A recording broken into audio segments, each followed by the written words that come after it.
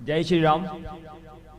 मेरा एक प्रश्न ये है कि जो अपने नेशनल हाईवे पर लैंड जिहाद हो रहा है, और जैसे अभी बात चल रही थी अल्लाह सबसे महान है, तो अल्लाह महान है तो फिर हमारे हिंदुओं के नाम से क्यों होटलें खोली जाती है? होटलें खोली जाती है। हाँ, ये बात बोलना जरूर। होटलें खोली जाती है और होटल है जिसके मालिक तो मुसलमान है, लेकिन उसका नाम दिया हुआ है हिंदुओं का, और मुझे पता चला कि वो ज्यादातर गुजराती मुसलमान है। जी बिल्कुल, बरो ना? जी जी। तो हाँ, ये ऐसे कई नाम है। उधर मुंबई हाईवे पर भी है, देश के काफी हिस्से में। मैं कहता हूं, जो जिस भगवान का नाम नहीं ले सकता, जो जिस भगवान को पूज्य नहीं मानता, वो उस नाम से दुकान या कोई कंपनी खोल नहीं सकता। ये कानून आना चाहिए।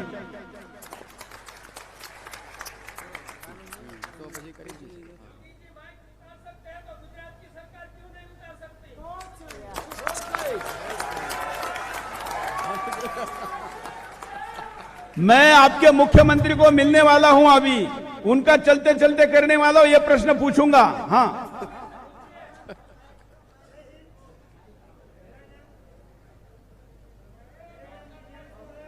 माइक दीजिए, तब तक जरा दूसरे के पास चलते। हाँ, नीचे माइक ज्यादा भेजो। ये एक माइक भी और है। हाँ,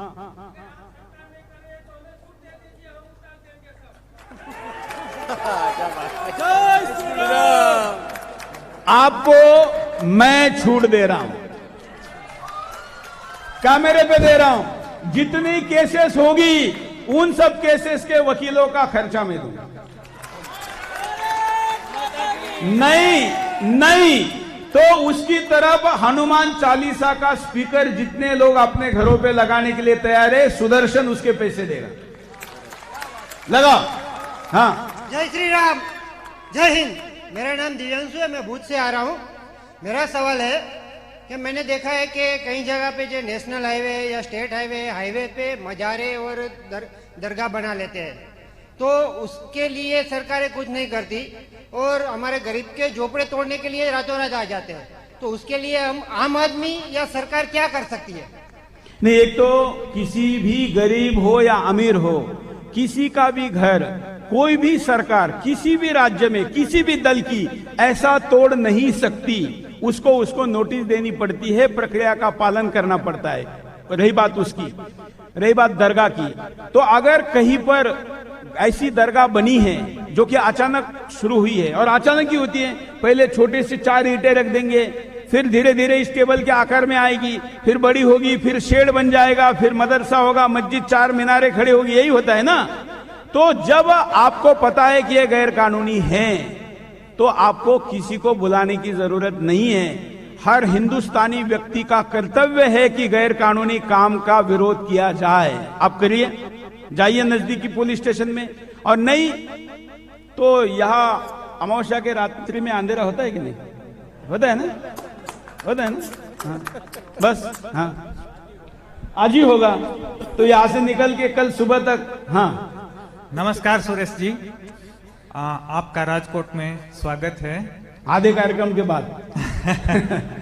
ठीक, मेरा प्रश्न है कि 2 महीने पहले जो पूरे देश में नुपुर शर्मा जी का केस हुआ था, और काफी इसके बाद 4-5 हिंदुओं की गला काट की हत्या हुई थी, तो जब उसके अगेंस्ट, नुपुर जी के अगेंस्ट पूरे देश में विधर्मियों ने केस डाले थे कि हमारे मोहम्मद नबी जो है उसके, ये आपने कहा था, वे कहा था। तो जब वो एससी गई थी नुपुर शर्मा जी, तो उसने कहा था कि मेरे पूरे भारत में जितने भी केस चल रहे हैं वो आप क्लब करके दिल्ली में चलाइए।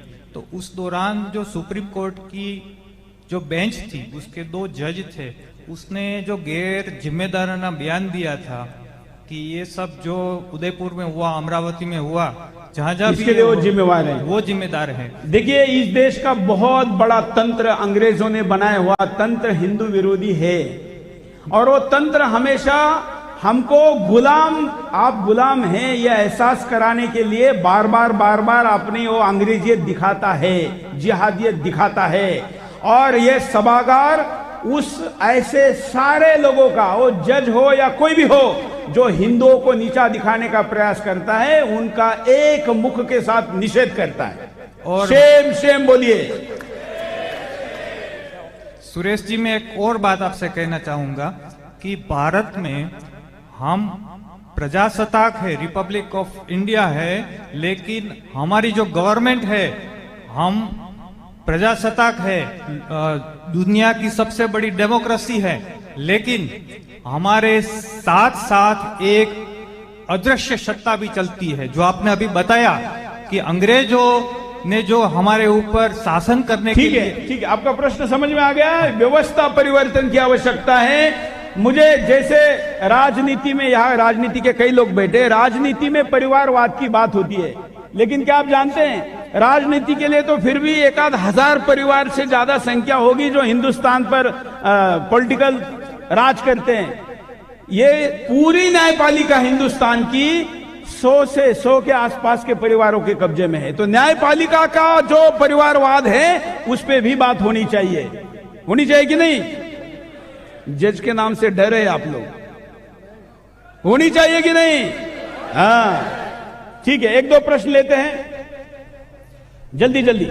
आप सभी से निवेदन है कि योग्य मुद्दे पे ही बात करें और प्रश्न बिल्कुल शॉर्ट में पूछें ताकि समय बच सके। हाँ, ठीक है। अरे दोनों तरफ 2 अलग रखो ना। योग्य मुद्दे पर ही प्रश्न पूछें। जय श्री राम, मेरा नाम खुशाल है। मैं पास पकड़ो, पास। मैं द्वारका से आ रहा हूँ। वाह, जय श्री कृष्ण। जय श्री कृष्ण, जय द्वारका। लेकिन आपकी द्वारिका तो सारी कब्जे में दे गई, सारे बैठ गए उधर। अभी आप तो उनके बोट में बैठ के दर्शन करने जाने पड़ते हैं।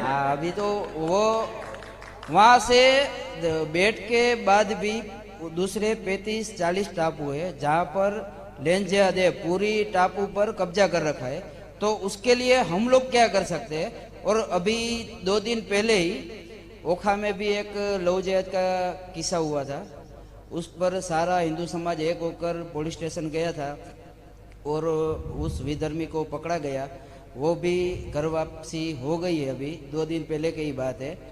और ओखा सलाया यहाँ पे हमारी साइड तो बहुत ऐसा किस्सा होता है, लेकिन हम लेन जिहाद के लिए क्या कर सकते हैं? देखिए, ये जो बात इन्होंने भगवान श्री कृष्ण की कही ना, या हरिद्वार की या अन्य जगह की, मेरा आपको एक प्रश्न है, आप सहमत है कि नहीं बताना। अगर वेटिकन सिटी में ईसाई के सिवा दूसरा कोई जमीन ले नहीं सकता, रह नहीं सकता, जा नहीं सकता, अगर मक्का मदीना में मुसलमान के सिवा कोई दूसरा जा नहीं सकता, तो हमारा काशी, हरिद्वार, मथुरा, द्वारका, यहां पर हिंदू छोड़ के दूसरे का क्या काम है? ये मेरा प्रश्न है। आप सहमत हैं? होना चाहिए, क्यों नहीं? अगर आपके यहां नियम है तो हमारे यहां पर क्यों नहीं हो सकता? भगवान श्री कृष्ण योगेश्वर हम जिसको कहते हैं, उस योगेश्वर की भूमि को कब्जा कर लेना यह हमारे विफलता है। इससे बड़ी विफलता और क्या हो सकती है? इसलिए इस विषय पर सरकार ने निर्णय करना चाहिए। क्या कोई लोग भले ही खरीद कर जमीन ली गई हो, लेकिन उसका चरित्र बदल देंगे क्या? मुझे पता चला है कि उसका नाम भी कोई इस्लामी नाम रखने जा रहे हैं, तो ऐसे कैसे चलेगा? हाँ, उसको शरीफ, बेट शरीफ। मेरे पास डॉक्यूमेंट आया था 7-8 साल पहले।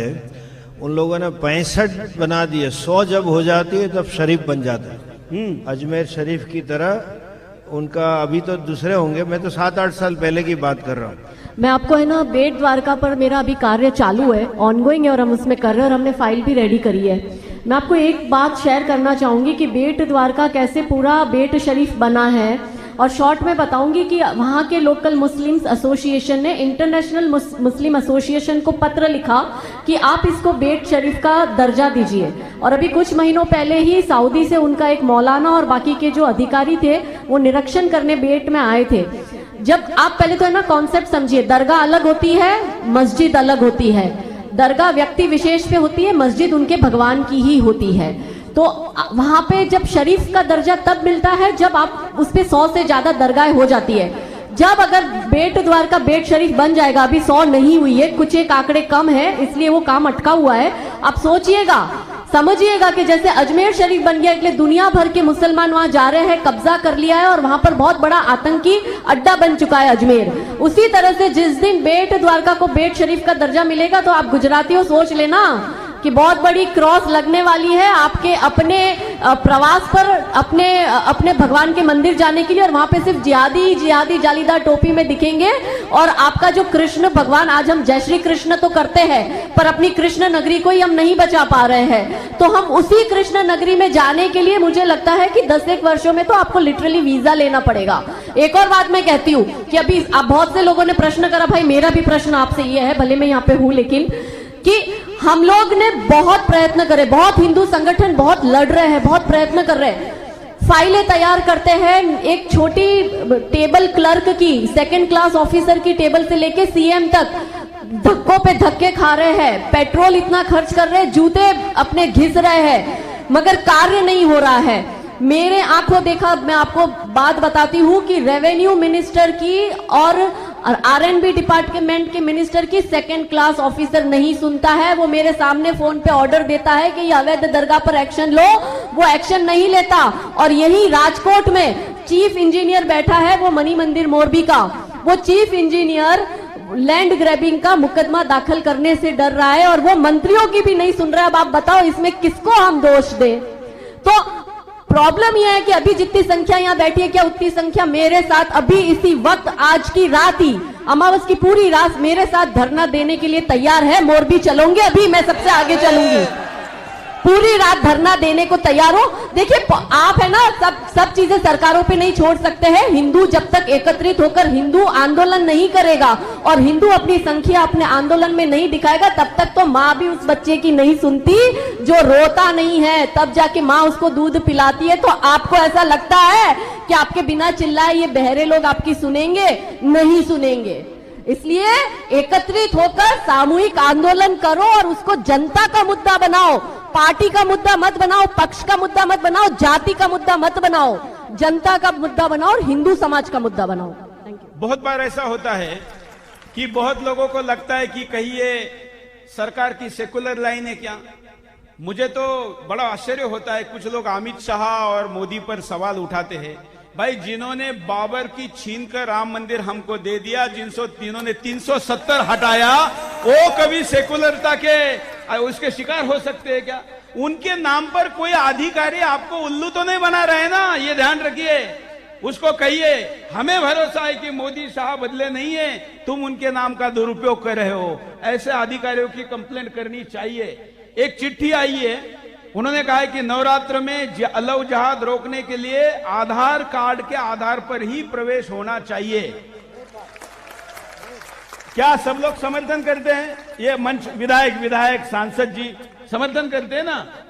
और लेकिन मैं आपको एक बात और करता हूं, जो मुसलमान यहां तो कोई नहीं है ना? हाँ, तो अगर लाइव में जो देख रहे हैं, देखिए मुसलमानों को भी दांडिया से दूर नहीं करना है। मैं कहता हूं कि आपको दांडिया खेलना है तो मुस्लिम बस्ती में दांडिया का आयोजन करिए, हमारे लड़के खेलने को आएंगे, ठीक है? और हम आधार कार्ड लेकर आएंगे और हम आधार कार्ड लेकर जाएंगे, ठीक है? कोई समस्या नहीं ना? कौन कौन जाने को तैयार है? अरे मैंने तो लड़के कहा था, चाचा जी आप क्यों हाथ ऊपर कर रहे हैं?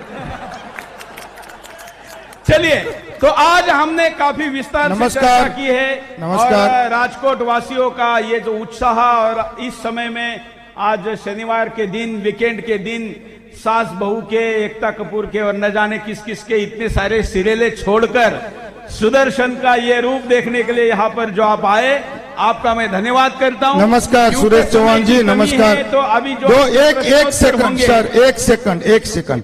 नमस्कार जी सर, अपना धर्म के प्रति जो आपने जो सद्भावना बताई, और हमारे राम भाई मोकरिया और गोविंद भाई पटेल और लाखा भाई और परम पूज्य परमात्मानंद जी, ऐसे लोग है, शांतु भाई रुपारेलिया, कि राजकोट के अंदर लव जिहाद लैंड कुछ भी है तो ये लोग इतने सक्षम लोग हैं कि सब कुछ कर सकते हैं। लेकिन हम जिनके शिष्य हैं वो बापूजी के लिए किसी न किसी को कुछ करना चाहिए, ये मैं आपको संवेदना व्यक्त करता हूँ मेरी ओर से, क्योंकि मैं बापूजी का शिष्य हूँ। तो संत गण भी है और राजकीय गण भी है, तो बापूजी के लिए कुछ ना कुछ सोचा जाए, क्योंकि बापूजी ने वैलेंटाइन डे बंद करवाए हैं, बापूजी ने लव जिहाद बंद करवाया है। देखिए ऐसा है, बहुत ज्यादा क्योंकि हम वो थोड़े समय में ज्यादा बात नहीं कर सकते, लेकिन इतना तो पक्का है कि जिन्होंने हत्याएं की, आतंकवाद किया, 68 सैनिकों को जिन्होंने मारा, उनको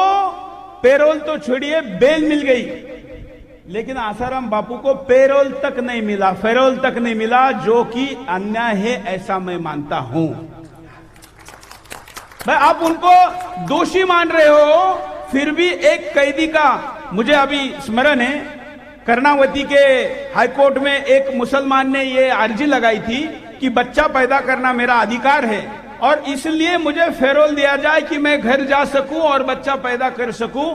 ऐसे नाम पर फेरोल मिलता है, लेकिन अगर किसी को आपने सजा देने के बाद फेरोल तक नहीं मिल रहा है, जो कि एक कैदी का अधिकार है, तो यह अन्याय है। और मैं तो उस केस का साक्षी हूं, मैंने समक्ष उस जगह पर जाकर देखा हुआ है।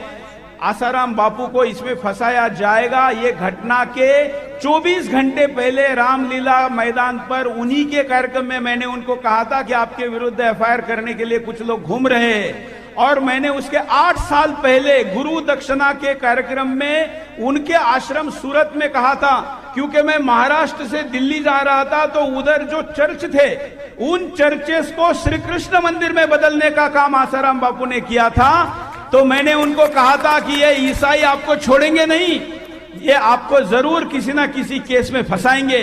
और हमारा दुर्भाग्य है कि जो मीडिया वाले कहते हैं हम उसको सही मानते हैं। क्या केवल टीवी चैनल वाले कह रहे इसलिए कोई दोषी हो सकता है? आपको पता है, जो लड़की है उस लड़की की आयु बालिग है, को जज ने कहा कि हाँ बालिग है तो तुम ऊपर के कोर्ट में जाओ, पास को लगता ही नहीं है। खैर मैं ज्यादा विस्तार से, क्योंकि आपने आखिर में यह प्रश्न उठाया हुआ है, आप YouTube पर जाकर मेरे शो देख सकते हैं, लेकिन मुझे लगता है कि हम केवल टीवी चैनल वाला कह रहा है इसलिए नहीं मानना चाहिए, हमने सत्य जानने का प्रयास करना चाहिए। और फिर अगर बड़े मुश्किल से लोग खड़े होते हैं, अगर वो लोग खड़े होंगे और किसी का शिकार हो जाएंगे और हम चुप बैठ जाएंगे, तो अगली बार कोई खड़ा होगा क्या? खड़ा होगा? तो इस बारे में भी हमने सोचना चाहिए। खैर हम अभी चले अंतिम प्रश्न बताना चाहूंगा। हाँ, जो बेट द्वारका का विषय आया, तो बेट द्वारका के बारे में मैं एक चीज जो 3-4 दिन पहले ही गवर्नमेंट ने इम्प्रूवमेंट की है, 42 टापू है, पोशित्रा रूपेण बंदर से लेके जो पूरा एरिया है बेट द्वारका का, आजू बाजू में 42 टापू है, 42। उसमें से हमारा जो सर्वे है 16 टापू पे छोटी मोटी दरगाह मस्जिद ये सब हुई थी। तो अभी तक इनलीगली लोग वहां जाते थे। 3 दिन पहले ही गुजरात गवर्नमेंट ने एक परिपत्र निकाला है और बिना परमिशन के कोई भी वहां अगर जा रहा है तो उसके ऊपर केस होगा, ऐसा एक परिपत्र 2 दिन पहले ही गुजरात गवर्नमेंट ने निकाला। धन्यवाद सरकार का, धन्यवाद। और देखिए ये आप लोगों ने चिल्लाने, आवाज उठाने के कारण हुआ है। सभी कार्यकर्ताओं ने, हिंदू संगठनों ने जो गवर्नमेंट को बोला, और अभी भी आपको ध्यान में आया होगा इतनी बड़ी मात्रा में गुजरात गवर्नमेंट जो ड्रग्स पकड़ रही है, तो इन्हीं टापू के माध्यम से आ रही है। तो सेंट्रल एजेंसी बाकी सबको भी ध्यान में आ रहा है। बिल्कुल। अजय, ड्रग्स के बारे में मेरा एक कहना है, भाजपा वाले पता नहीं आप लोग क्यों इस मुद्दे पर जवाब नहीं देते। मुझे ये समझ में नहीं आता कि ड्रग्स पकड़े नहीं गए इसलिए चिल्लाना चाहिए कि ड्रग्स पकड़े गए इसलिए चिल्लाना चाहिए। मतलब ड्रग्स पकड़े गए इसके बाद तो अभिनंदन करना चाहिए ना, ड्रग्स पकड़े नहीं गए तो चिल्लाना चाहिए। ये विपक्ष कह रहा है कि ड्रग्स कैसे पकड़ा गया, इतना ड्रग्स कैसे पकड़ा गया। अरे भाई ये बोलो कि अभी तक क्यों नहीं पकड़ा जा रहा था, अभी पकड़ा जा रहा है, इसका मतलब काम हो रहा है। हाँ हेलो, स्वागत गुजरात અને નીલેશભાઈ લોંભાણીની ટીમમાંથી હું છું। મારે सॉरी मारे वैसे भी 2 गुजरातियों ने सबको गुजराती सिखा दी है, आप तो हिंदी बोलिए। मुझे सर जी से बोलना था कि माइक हटाने की जरूरत नहीं है, लेकिन हम मंगलवार को और शनिवार को एक टाइम फिक्स करते हैं कि 7 बजे 8 बजे हम हमारे घर से निकलकर हनुमान चालीसा का पाठ करेंगे और ऐसे जोर से करेंगे कि माइक अपने आप ही बंद हो जाएगा। जैसे कई धर्मों में ऐसा है, जैसे स्वाध्याय है, आपने अभी बोला जो स्वाध्याय का 8:30 बजे का टाइम है, उस टाइम पर वो प्रार्थना करते हैं। तो हम भी एक फिक्स टाइम रखें, उस टाइम पर हम पूरा एक होकर हनुमान चालीसा बोले, जैसे माइक हटाने की जरूरत नहीं है। देखिए, उनके पास तो एक ही जुम्मा है, एक अल्लाह है तो एक जुम्मा है। हमारे पास तो सोमवार के दिन महादेव है, मंगलवार के दिन कहीं पर देवी है तो कहीं पर हनुमान है, बुधवार के दिन बुध देवता है, गुरुवार के दिन गुरु है, शुक्रवार के दिन शुक्र भगवान है, देवी है, शनिवार के दिन शनि महाराज है, रविवार के दिन कहीं खंडोबा है तो कहीं कौन है, रोज है ना। तो एक दिन फिक्स क्यों करना है? रोज करिए, रोज करिए। खैर, तो आज आप लोग बड़ी संख्या में आज के कार्यक्रम में यहाँ पर जुड़े, हमारे साथ आए। मैं सुदर्शन परिवार की तरफ से सब लोगों का आभारी हूँ। और यहाँ पर हमारे साथ जो यहाँ पर लोक प्रतिनिधि आए, इन्होंने भूमिका रखी कि हम तो रोज ही भाषण देते हैं, हमको लोग सुनते हैं, आज हम लोगों को सुनना चाहते हैं। ये विधायकों ने और सांसदों ने कहा, तो इनके लिए भी ताली बजाकर हम धन्यवाद करते हैं कि नेता अगर सुनने की भूमिका में रहेगा तो काम होगा, अकेला बोलने का भूमिका में रहेगा तो कभी काम नहीं होगा। अब मैं आपके साथ एक सेल्फी लेता हूं, आप लोग अपने अपनी जगह पर खड़े रहिए, वीडियो सेल्फी लेता हूं। और ये सेल्फी मैं कहूंगा कि अपनी जगह पर खड़े हो जाइए, अपनी जगह पर खड़े हो जाइए। अब मैं कहूंगा तब नारा देना, इस कोने से शुरू करूंगा, उधर तक जाऊंगा, ठीक है? इधर जय श्री राम, जय श्री राम, जय श्री राम, जय श्री राम। राजकोट से जय श्री राम,